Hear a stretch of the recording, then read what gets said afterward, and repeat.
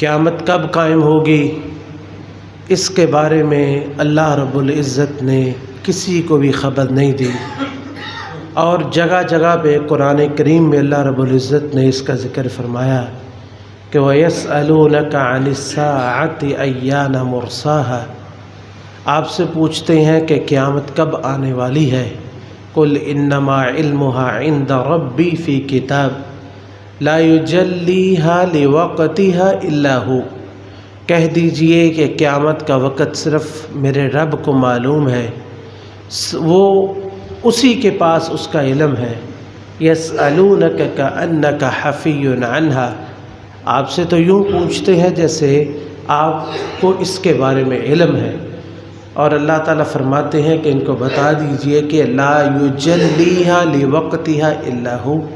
صرف اس کے وقت کے بارے میں وہی جانتا ہے۔ لیکن ایک بات یاد رکھنا، لا تأتیکم الا بغتہ،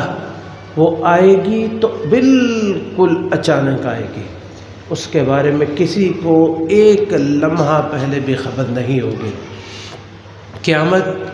کا قائم ہونا یہ اللہ رب العزت کے عدل و انصاف کا ایک حصہ ہے۔ قیامت قائم ہوگی تو عدل و انصاف ہوگا۔ یہ قیامت جو ہے مومنوں کے لیے رحمت ہوگی، اور اللہ کے نافرمانوں کے لیے اور کافروں کے لیے جنت سے گویا کہ ایک طرح کا نکلنا ہے۔ نبی علیہ السلام نے فرمایا الدنیا سجن المؤمن، دنیا جو ہے وہ مومن کے لیے قید خانہ اور جیل ہے، وہ جنت الکافر، اور یہ کافر کی جنت ہے۔ یہ قیامت کا قائم ہونا انصاف کا قائم ہونا ہے کہ کتنے ظالم ظلم کرتے کرتے اس دنیا سے چلے گئے، کتنے عیاش فطرت لوگ اس دنیا سے اپنی من مرضیاں کرتے ہوئے چلے گئے اور اپنی عیاشیاں کرتے ہوئے چلے گئے۔ اب جنہوں نے اپنی ہر خواہش جائز و ناجائز کو پورا کیا، اللہ کی ہر نافرمانی کی، مخلوق کو تنگ کیا، قتل و غارت گری کی، کیا ان لوگوں کو ایسے ہی چھوڑ دیا جائے گا؟ نہیں،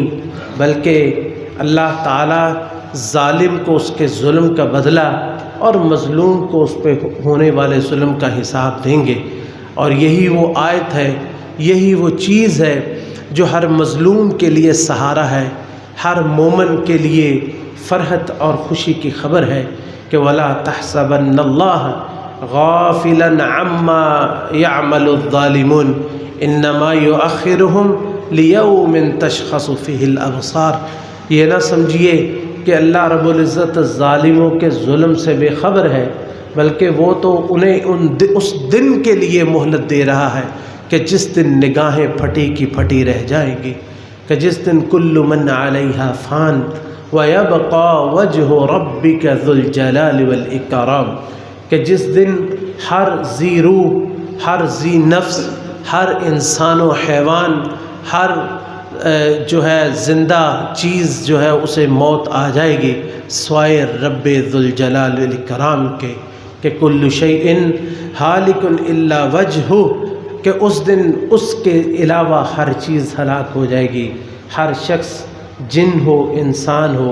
وہ چرند و پرند ہو، ہر چیز